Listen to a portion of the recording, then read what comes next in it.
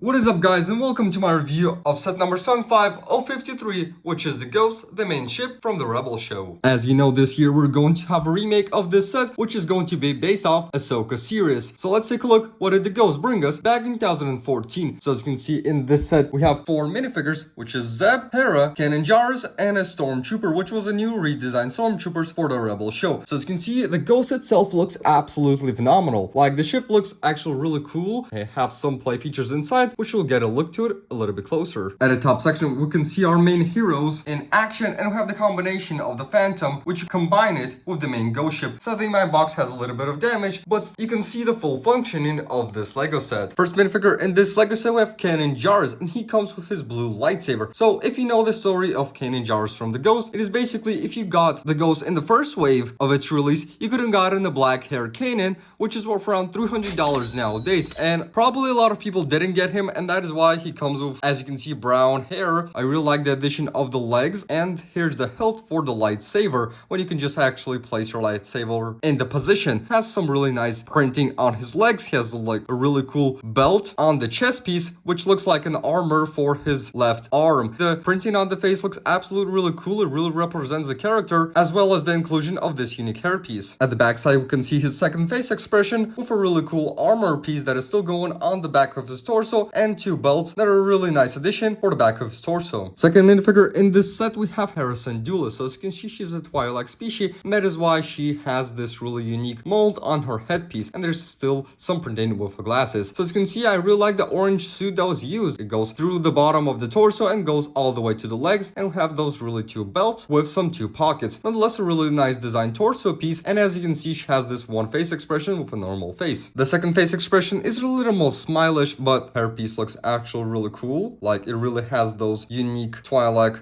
details, and there's some silk printing on the back of her torso with orange touch on the bottom of it. Now, Zeb is probably one of the most exciting minifigure in this set, because he only came in this specific Lego set. The other ones have appeared in other sets, but Zeb is clearly exclusive to this set. So as you can see, he comes with, I don't know, like a sniper blaster. The design of Zeb is actually really cool. If you don't see the printing on the torso with the legs, look absolutely really cool. Like, you can really see the lines even through those little gaps. The lines are still crossing the side. And as you can see, I really like the addition of his specific mold piece that was designed specially for Zeb. So as you can see, the really nice touch of the beard, and the eyes look absolutely phenomenal. As you can see, it really reminds me of a Pon Krell from the Clone Wars. At the back, we can still see some details. This really nice star piece, which actually shines a little bit of metal, and still like a basic designed normal Lego torso. And last but not least, we have a Stormtrooper from the Rebels. I know a lot of people hate this design because 2014 version looked a lot better, but Lego has to stick to the show and see what the show actually brought us, and that is how the Stormtrooper actually looked in the show. So it comes with this unique sniper rifle, but nonetheless, the minifigure looks actually really cool. The design looks actually really similar. I'm especially talking about the torso and the leg design, but the helmet is being the unique thing about this minifigure, and the most disappointing thing about it is the design of the mouth. As you can see, it is too long and it's too deep going down. Still has those blue stripes on the both sides of the helmet, and a nice touch of adding some back printing to the Stormtrooper. Now, the Ghost itself looks actually like a really cool Rebel fleet. It looks actually really huge. It looks actually some kind of bigger than the Millennial Falcon, but nonetheless, let's get into the Ghost. Starting from the first panel, as you can see, we have those really nice 2 cockpits, which you can open up the one side, which is on the downsides, and then there's still place for a minifigure, and there's a little control panel. Let me just get it so because it's a sticker, and as you can see, there's those 2 really nice things which you can attach to and fire onto the TIE fighters, I suppose. And you can basically place any kind of minifigure you want on the bottom section. So we can put their Kanan Jarrus just like that. He sits there very swiggly. As you can see, he doesn't actually fall. He sits there very nice. You can close up the cockpit, and on the bottom section we have this really nice turret which you can actually just spin and fire the missiles. The top section of the Ghost looks actually really cool. You can open up this piece,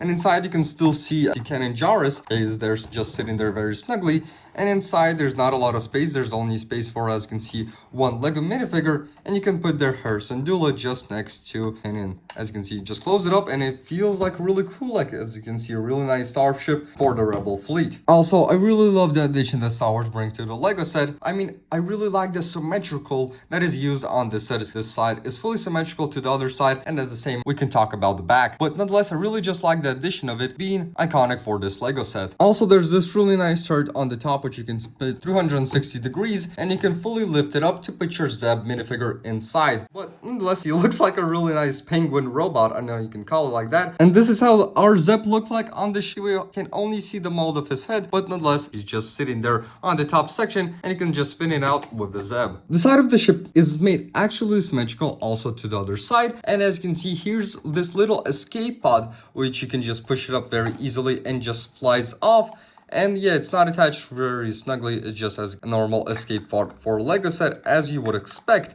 And it closes up, there's nothing actually really attaching it, it's just a normal escape pod. But nonetheless, yeah, normal escape pod for every Star Wars vehicle. At the back, we can see this really unique sticker. I suppose it's like a landing gear or a magnet for Phantom, which sadly I don't have it in my hands, but I would love to just stick it on to the ship. But nonetheless, since you have those really nice same big engines, and we have those really nice small ones, which do not really affect well. But nonetheless, this is all space just for your second Phantom. And behind here is, I don't know, like some kind of cockpit which you can just open up. We can see the bottom of Zeb. Yeah, basically Zeb is just showing off there. I mean, from the bottom part to the side, it looks actually really cool and a sturdy Star Wars ship. We can see some Technic pieces going on other sides, and nonetheless looks like a very sturdy Star Wars ship. Last thing I want to show you guys that there's some still two stickers on the bottom of the Ghost. As you can see, this is one sticker. And remember, it's like a symbol of the Mandalorians, but I just actually can't remember what it's supposed to represent. On the bottom of the ship, we have those two lick fire missiles. Everyone knows how it basically works, especially nowadays. You got it in a ton of Lego Star Wars sets. You just have to press it up like this and it fires the missile. Let me just get it straight like that. And like, pew.